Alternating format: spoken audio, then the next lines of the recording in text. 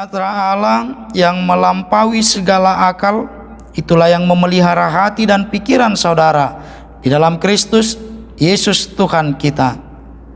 Amin. Shalom. Saudara yang kekasih dalam Kristus Yesus Tuhan kita, hari ini kita tiba di minggu ke-7 setelah Trinitatis, dan ini adalah minggu terakhir di bulan 7 atau di bulan Juli, tanggal 26 Juli tahun 2020. Dan firman Tuhan yang akan diperdengarkan bagi seluruh warga jemaat HKBP Pondok Cabe yang masih beribadah di rumah karena protokol kesehatan dan juga karena berbagai alasan lainnya.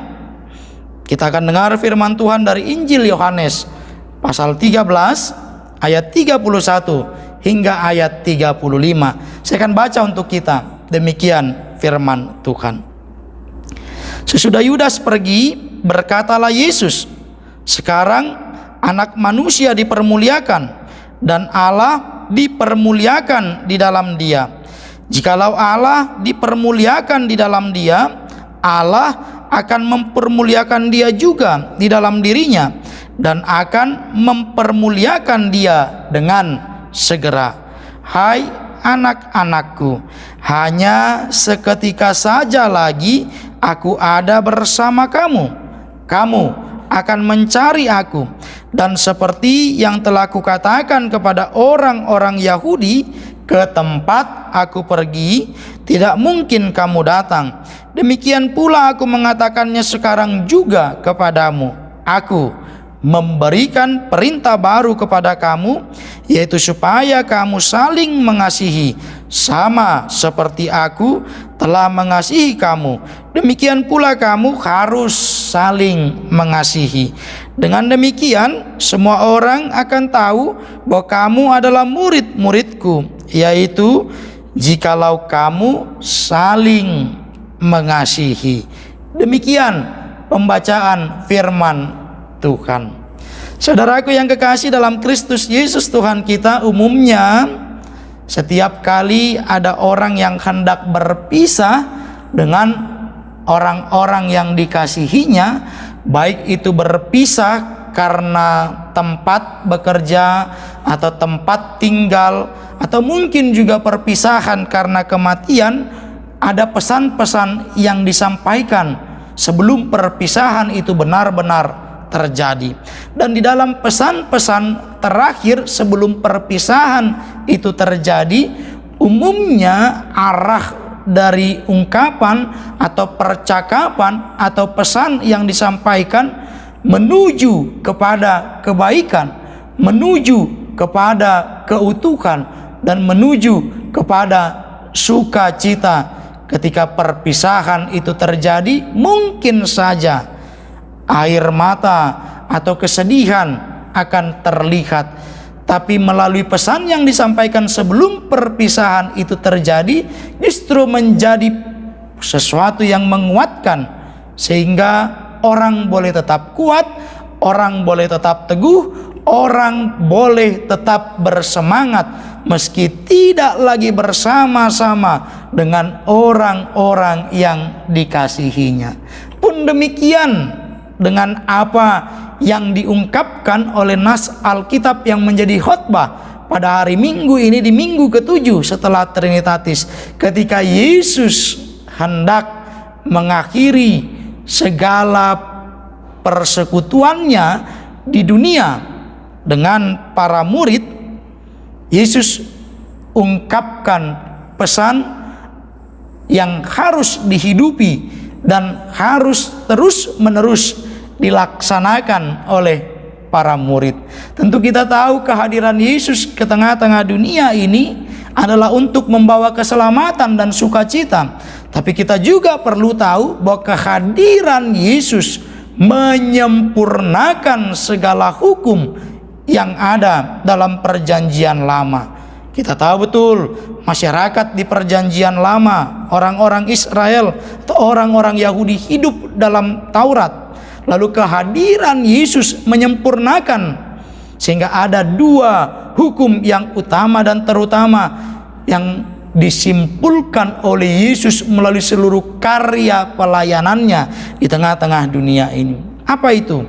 Yang pertama, kasihilah Tuhan Allahmu, tentu dengan seluruh atau segenap akal budi, kemampuan, hati dan pikiran. Lalu yang kedua, pesan atau hukum yang utama itu adalah kasihilah sesamamu seperti engkau mengasihi dirimu sendiri. Saudaraku yang kekasih dalam Kristus Yesus Tuhan kita, tentu kasih sebagai perintah baru yang adalah topik pada hari Minggu ini mengingatkan setiap orang-orang percaya yang hidup dalam Kristus, hidupnya dia harus terus dibaharui oleh kasih Tuhan itu. Nah, orang-orang yang hidupnya dibaharui oleh kasih Tuhan, dia tidak akan terpaku kepada masa lalu.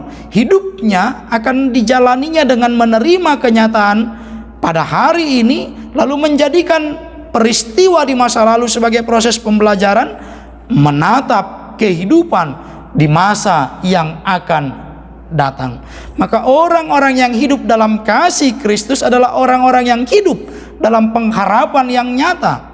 Lalu dalam pengharapan itu ada tekad dan keyakinan agar iman dan keyakinannya berbuah yang manis di tengah-tengah kebersamaan di sekitar kita.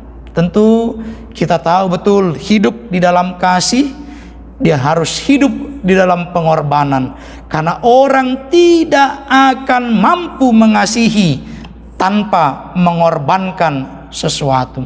Orang bisa saja berkata indah tentang kasih dan cinta, tapi dia tidak akan mampu menghidupi kasih dan cinta tanpa praktek nyata dalam hidup keseharian, baik di tengah-tengah keluarga, baik di tengah-tengah persekutuan bersama-sama dengan saudara-saudara seiman, dan juga persekutuan yang lebih luas lagi dengan komunitas masyarakat di lingkungan sekitarnya.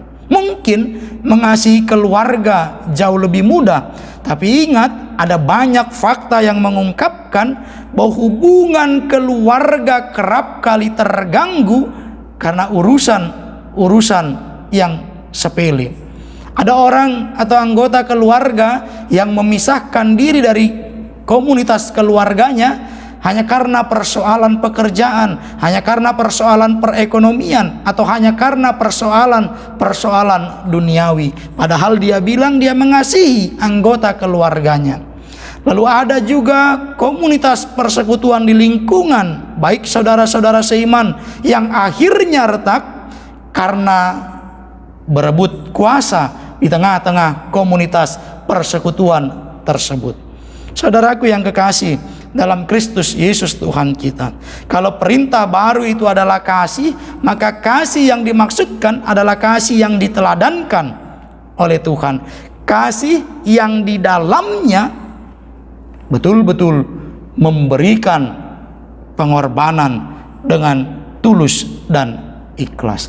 Betul, tidak ada kasih di dunia ini yang sesempurna kasih Tuhan, tapi kita sedang menuju kepada kesempurnaan kasih Tuhan itu ketika kita mau hidup tunduk dan taat akan perintah Tuhan. Maka kesempurnaan itu bisa diperoleh oleh orang-orang percaya ketika hidupnya mau diarahkan oleh Tuhan, hidupnya mau dibimbing dan diajak untuk turut serta memberitakan kebenaran firman Tuhan. Saudaraku yang kekasih, kalau hati kita dipenuhi dengan kasih yang dari Tuhan, seberapa berat pun dunia ini mengecewakan kita, menekan dan menyiksa kita, maka pengampunan itu akan terus terlihat dalam kehidupan orang percaya. Maka hidup dalam kasih dan pengampunan dari Tuhan menolong kita lepas dari beban yang menyesak kehidupan kita yang datang dari dunia ini. Dunia bisa saja memperlakukan kita dengan seenaknya, tapi ketika kita yakin kasih Tuhan hidup di dalam kita, kita akan ditolong juga untuk menerima seberapa pahit pun kenyataan hidup yang terjadi di dunia ini, dengan keyakinan ketika kita diizinkan Tuhan untuk mengakhiri segalanya di dunia ini, sukacita surgawi menjadi bahagian dari kehidupan orang-orang yang berkenan kepada Tuhan. Maka kasih akan mengarahkan kita kepada ketaatan, kasih akan mengarahkan kita kepada pengorbanan, kasih akan mengarahkan kita kepada sukacita menjalani kehidupan ini. Maka berhenti bersungut-sungut ketika banyak tantangan, ancaman, atau mungkin hambatan dalam kehidupan kita. Secara khusus kehidupan perekonomian yang terjadi saat ini belum pulih betul.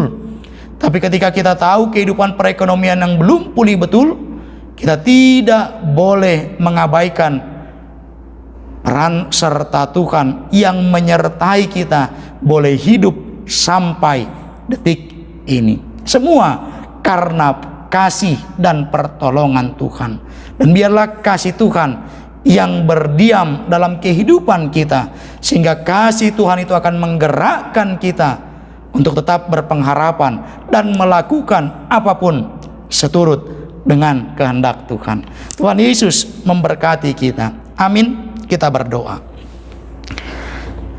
Terpujilah Engkau Allah di dalam Kristus Yesus Tuhan dan Juru Selamat kami, karena kebenaran firman yang boleh kami dengar mengingatkan kami untuk tetap tunduk dan taat akan perintah Tuhan.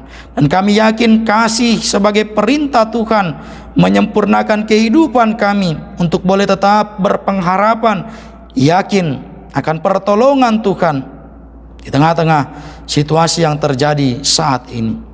Tuhan, kami mohon Engkau menyertai kami dalam kehidupan di tengah-tengah keluarga, di tengah-tengah persekutuan gereja, dan juga masyarakat di sekitar kami, sehingga kami boleh tetap memberitakan kebenaran Tuhan dalam kehidupan keseharian kami.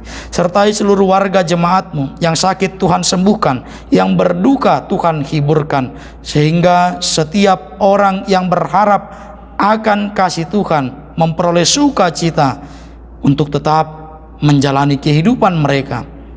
Kami sadar kami manusia yang lemah, penuh dosa. Kami mohon ampun untuk segala dosa dan pelanggaran kami. Terpuji nama-Mu.